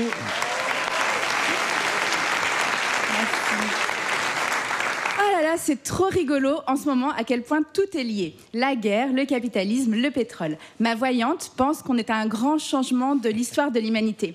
Qu'on est au moment où on va passer de la compétition à la coopération et qu'on va voir très bientôt le jour où le vivant humain et non humain seront définitivement protégés. Mais avant, les vieux monstres du vieux monde s'accrochent comme des esclavagistes qui se sont battus à mort à la fin de l'esclavage pour ne pas perdre leurs privilèges. Ils pensaient que leur mode de vie était trop menacé et qu'ils ne pourraient pas survivre sans esclaves. Aujourd'hui, on croit qu'on ne pourra pas survivre sans pétrole. Mais si. La question est, en attendant, est-ce qu'on les laisse nous amener au suicide sans se battre ? La semaine dernière, de jeunes migrants se sont fait virer du théâtre de la Gaîté Lyrique à Paris. C'est Elon Musk qui a mis la lumière sur cette occupation qui a été reprise par l'extrême droite qui a obtenu l'expulsion. L'homme le plus riche du monde a mis à la rue de jeunes migrants. La fille d'Elon Musk, à qui on a demandé si elle avait peur de son père, a dit « Pourquoi j'aurais peur de lui ? C'est un gros bébé pathétique. » C'est exactement ça, ce sont juste de gros bébés pathétiques, mais qui sont en train de détruire l'humanité, donc faut les arrêter. Bertolt Brecht a dit des réfugiés dont il a fait partie que ce sont des messagers de malheur. On n'a pas envie d'entendre ce qu'ils ont à nous dire. Les messagers de malheur des années 30, Hannah Arendt, Gunther Anders, Walter Benjamin et tant d'autres, disaient « En Allemagne, il y a un gars qui commence quelque chose de monstrueux. Vous devriez l'arrêter si vous ne voulez pas y passer aussi. » On ne les a pas écoutés avant 65 millions de morts. Aujourd'hui, ceux qui viennent d'Afrique nous disent « Il se passe là-bas quelque chose de monstrueux. Vos multinationales, Eramet, Total, Bolloré, Perenco, volent nos terres agricoles. Ils nous déportent pour construire des plantations d'EVA, de palmiers à huile, des mines de lithium, des oléoducs. Il fait trop chaud. Et en fait, la Terre, c'est un globe. Donc, vous allez y passer aussi. » Je vous propose un relité point. 10 ONG ont attaqué Bolloré pour le vol des richesses de l'Afrique. La construction d'EACOP de Total a déporté 100 000 personnes.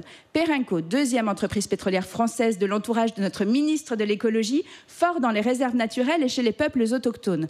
Au Sénégal, l'entreprise française Eramet a détruit la zone fertile d'où venait la majorité des légumes. Relité point.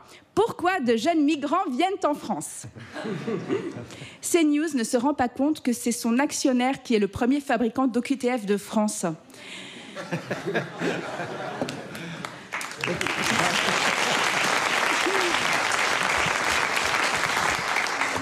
Walter Benjamin a écrit « Le Troisième Reich est un train qui ne démarre que quand tout le monde y est monté ». La bonne nouvelle, c'est que le capitalisme actuel est très facile à arrêter parce qu'il n'a qu'un seul carburant, le pétrole. Et moi, je sais comment l'arrêter. Suspense, je vous le dis la semaine prochaine. Arrêtons de nous raconter des histoires et mettons-nous sérieusement au travail. Merci. Merci Audrey. Merci Audrey Vernon. On retrouve donc la semaine prochaine pour la suite et la fin. Exactement. Impeccable. La contre-attaque. La contre-attaque, on peut te retrouver en spectacle 1er avril à Vitry et tout le mois de juillet à Avignon, Festival d'Avignon. Nous sommes toujours avec les Gariberts qui écoutent attentivement tout ce qui se passe.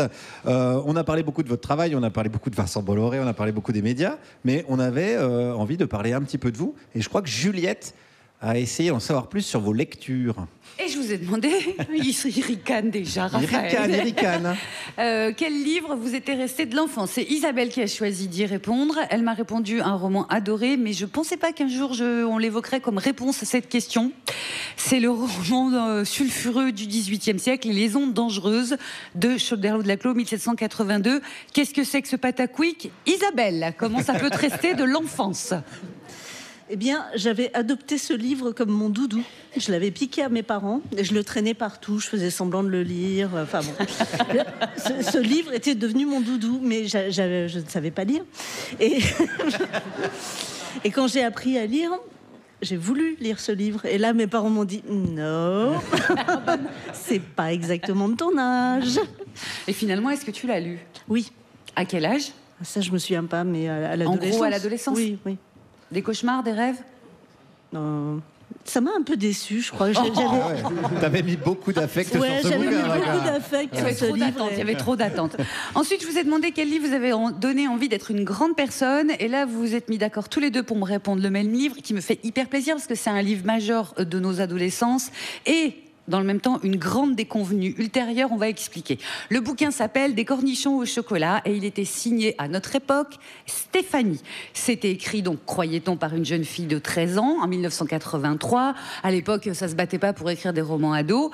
Ça parlait de la vie de cette gosse de 13 ans, de son chat Garfunkel, de ses manies alimentaires douteuses. Et puis... un jour, nous avons appris, alors que nous étions adultes, que c'était pas Stéphanie, 13 ans, qui avait écrit. C'était Bec Bébé. C'était qui? C'était Philippe Labro, à savoir un fidèle de Bolloré. Et ça donne vraiment pas envie d'être adulte du tout. Mais moi, je me souviens de l'avoir excessivement mal pris. Enfin, j'ai eu l'impression qu'on m'a vu, comme c'est un livre très intime, j'ai eu vraiment l'impression qu'il y avait un vieux dégueulasse qui s'était permis de rentrer dans ma chambre à coucher. Ah ouais. Non, il y a un peu de ça, ouais. Et en plus de savoir qu'il travaille avec Bolloré, enfin, je veux dire, c'est pas possible. Il y a un trauma là. Ouais. C'est un destin, quoi. Donc pour l'instant, vous avez choisi 2 livres qui vous ont déçus. Donc on va rendre au troisième. Oui, mais alors tu vas voir le troisième. Alors, attention, c'est pas mal non plus. Donc je vous ai demandé quel livre vous fait rire. Et là, c'est Raphaël qui a choisi de répondre. Un livre que j'ai lu, que j'ai beaucoup aimé, mais qui ne m'a jamais fait rire. Le livre de Guillaume Meurice. Les livres. Non. Un livre qui est sorti en 2023 d'une écrivaine américaine très chouette qui s'appelle Lauren Groff. Le livre s'appelle Matrix. C'est l'histoire d'un personnage très peu connu finalement des gens en général, qui est Marie de France, qui était une bâtarde mais de sang royal, qui avait monté sa propre commu au XIIe siècle, totalement féminine. Moi j'ai adoré mais j'ai pas rigolé. Qu'est-ce qui s'est passé, Raphaël? C'est ça l'histoire de Matrix? C'est un autre Matrix. Plus Matrix comme la matrice que toutes les femmes ont dans le ventre. Tu vois, il n'y a pas la pilule. Enfin, encore que... Bon, bref, Raphaël. Ah, c'est la pilule. De fait, oui, ça se passe dans une abbaye au XIIe siècle. XIIe siècle, ouais. Ouais, il pleut tout le temps, il fait froid, il y a des maladies dégueulasses, c'est tout ce qu'on faisait de bien à l'époque. Mais je sais pas, ce livre m'a fait rire tellement cette Marie de France s'ingénie à créer un endroit sans hommes, au point de créer un labyrinthe autour de l'abbaye pour être vraiment sûr qu'aucun homme ne vienne y entrer. Elle a des hallucinations, je ne sais pas si tu te souviens, elle a quelques hallucinations. Oui. Moi j'ai l'impression, j'ai vu du Pierre et Gilles avec du Wham. Et si on vous emmerde, vous le dites. Moi, ça m'a absolument pas fait cet effet-là. Les deux intellos qui se font rire. Non, mais c'est peut-être parce que moi, je suis une femme et que je me disais, il est cohérent, son univers, ça marche bien. Sans les mecs, ça a l'air de marcher vraiment, carrément mieux. Et toi, non, ça t'a fait rigoler? Ah oui, non, mais j'ai trouvé tout ça. J'ai trouvé tout ça comme toi, mais j'ai trouvé ça superbe et ça m'a fait rire à chaque fois sa façon de s'ingénier à écarter tous les hommes. Je trouvais ça superbe et super drôle. Oui, c'est là que moi je comprends pas. Mais ça donne envie quand même. Ça reste que c'est un très bon roman. Après, ça fait rire des gens, ça en fait moins rire. Tout à fait. Mais c'est la littérature qui est comme ça. Oh là là. C'est vrai. Tu fais bien d'intervenir. On va en faire un jingle, je pense. C'est la littérature, c'est comme ça. Et tu fais bien d'intervenir, Émeric, parce qu'il est 19h55. Oui. L'heure de retrouver celui qui aurait pu être journaliste aussi, comme vous les Garibert. Il aurait pu animer une matinale, même si on lui confierait moins un 7-9 qu'une 8-6, pardon. Ah ben j'ai raté mon lancement. T'as loupé la blague. Oh mince, il n'y en avait qu'une dans toute l'émission. C'est Émeric Lompré.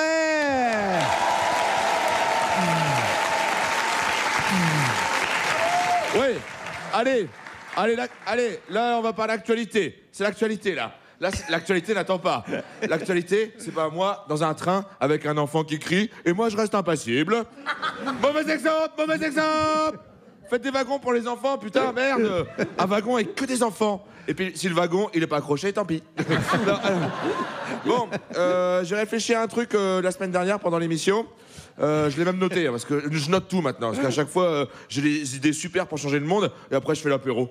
Et donc, en même temps, ça se voit un petit peu que je pense à d'autres trucs pendant l'émission. C'est souvent, je suis comme ça. Mais c'est parce que j'aime pas trop l'émission, du coup, je pense à autre chose. Tu sais, comme quand j'étais en cours de géo, j'étais là. Ouais, mais attends, mais s'il y a un seul fuseau horaire en Chine, ça veut dire qu'il y a des Chinois qui vont au travail en pyjama. Et alors, patron, pitié, on vient en pyjama Spider-Man au travail, c'est la fête ou bien canne bière. Ouais, je fais les Chinois avec l'accent marseillais, sinon c'est raciste. Alors...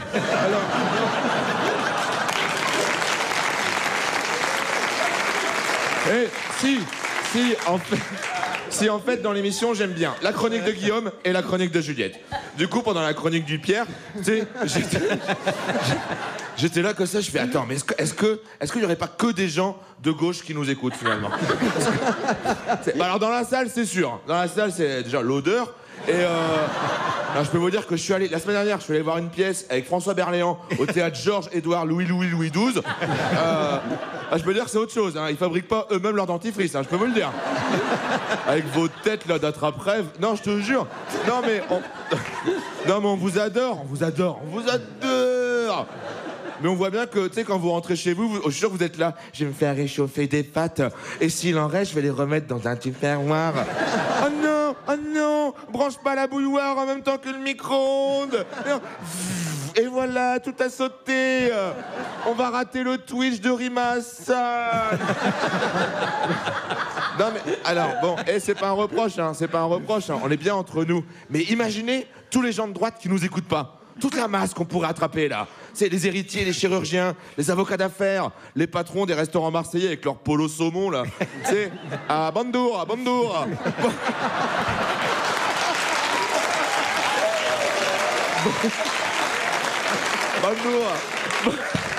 C'est interdit.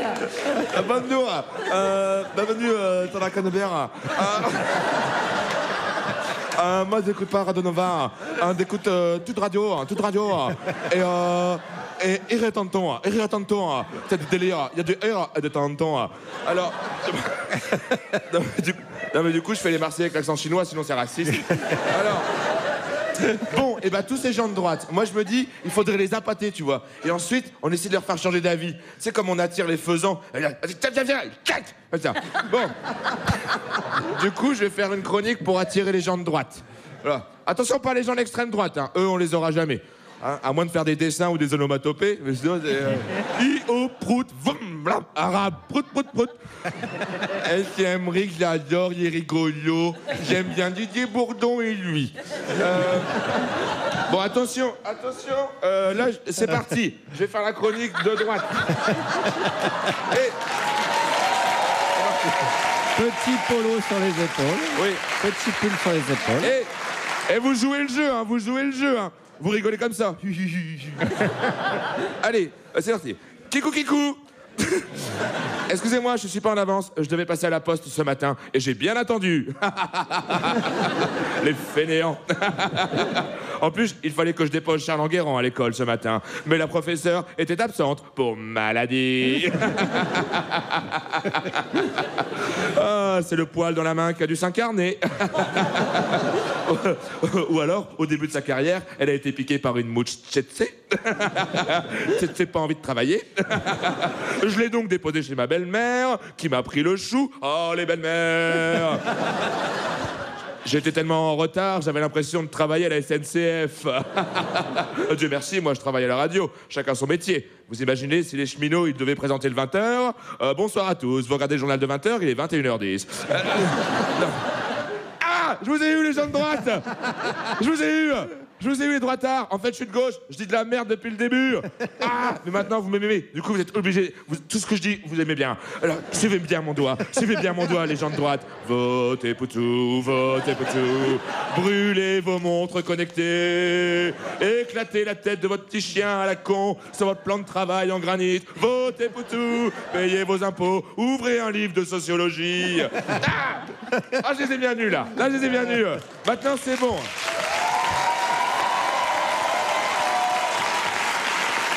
Maintenant, c'est bon. Là, on va pouvoir commencer à changer le monde. Apéro. Oh non. Ah merde. Merci d'avoir écouté. Aymeric Lomprey. Merci Aymeric. On peut te retrouver en spectacle le 18 juin à 7. Merci beaucoup. C'est presque la fin de l'émission. On est toujours avec les Garibert, Raphaël Garrigos et Isabelle Roberts. Avant de conclure, on avait quand même quelques petites dernières questions à vous poser. Pierre-Emmanuel. Oui, on va parler sondage. Isabelle, 69% des Français font confiance aux chaînes d'information en continu pour s'informer. Est-ce que vous diriez que c'est trop ou beaucoup trop? Beaucoup trop. Beaucoup trop. Juliette. Raphaël, combien donneriez-vous pour passer une journée dans l'intimité de Vincent Bolloré? Mais attention, vous êtes invisible, je vous vois pas. Ouais. Dans l'intimité? Ouais. Dans son intimité, dans son cul, en fait, c'est ça. Alors. Moi, je l'ai compris comme ça. Il cache tout. Mais enfin, ben non, je ne suis pas Aymeric. L'intimité de Vincent Bolloré. Oui, l'intimité, vous êtes... Dans son anu. Il cache tout. Non, vous levez, il se Je peux lève. dire une dernière fois pour les gens qui n'ont pas compris. Merci, Aymeric. Je retire ma question. Je retire mon doigt. J'avais dit que c'était bientôt la fin de l'émission, mais je ne savais pas que c'était vraiment de l'émission en général, en fait. Voilà. Aymeric, une question. Oui, dans la soupe aux 5 légumes, le 5e légume, c'est le navet. Le pané, je crois. Le pané. Elle est trop de droite, cette question. Trop de droite. Isabelle, c'est quoi le plus gros défaut de Raphaël? Ah, ça rigole moins, là, d'un coup. Hein. J'aime bien foutre la merde. Vous avez remarqué ou pas? Tu dirais quoi? une caravane. Son charisme. Ouais. Son niveau d'exigence. Ouais. Pierre-Emmanuel. Oui, toujours sur les sondages. Pourquoi les instituts de sondage font pas de sondage auprès des Français sur la confiance des Français dans les instituts de sondage? Alors Putain, on fait pas de sondage sur les jours, en fait. T'as vu comme j'essaie de passer pas mal. Bah, c'est normal, vous faites du journalisme. Bien joué. Juliette. Paris Match a dévoilé la vie privée de Cyril Hanouna avec la belle-fille du président Macron. Est-ce que c'est le signe que Paris Match a recouvré sa liberté éditoriale? Manifestement, sous le contrôle de Bernard Arnault. C'est la liberté. Eh bien, vive Bernard Arnault. Oh là, on va le garder aussi, ça, en jingle. Aymeric, tu as la lourde charge de conclure cette émission. Avec qui? Alors, Ouais. Je savais que j'aurais pas dû te confier des lourdes charges. votre média s'appelle Le Jour. Quel est votre jour préféré? Le dimanche. Ouais. Merci beaucoup. Raphaël Garrigos, Isabelle Roberts, merci d'avoir été avec nous. Abonnez-vous aussi tous les jours. Merci d'avoir été avec nous pendant ces 2 heures. Merci à votre invité, Barney Cohen, alias Bébé Chevrotine, qu'on peut applaudir bien fort également. Allez le voir en spectacle. Marie Trébert, Audrey Vernon, Florence Mendes. Merci à toute l'équipe de l'Européen qui nous reçoit, Seb, Vincent, Barnabé à la régie, toutes les équipes techniques de Radio Nova, Malo, notre réalisateur, Paul à la technique depuis les studios de Nova. Merci à Christian pour la programmation musicale, Colline, Élise, Ninon, Sébastien, Bastien pour les réseaux sociaux, les équipes vidéo, Goodway, Benjamin, Alban, Adrien, Mano et Loris pour la prod, notre rédacteur en chef, Ramzi Assadi. Et merci à Aymeric Lomprey, Pierre-Emmanuel Barré, Juliette Arnaud. Et Guillaume Meurice. On se retrouve la semaine prochaine. Gardez le moral et vivement la dernière.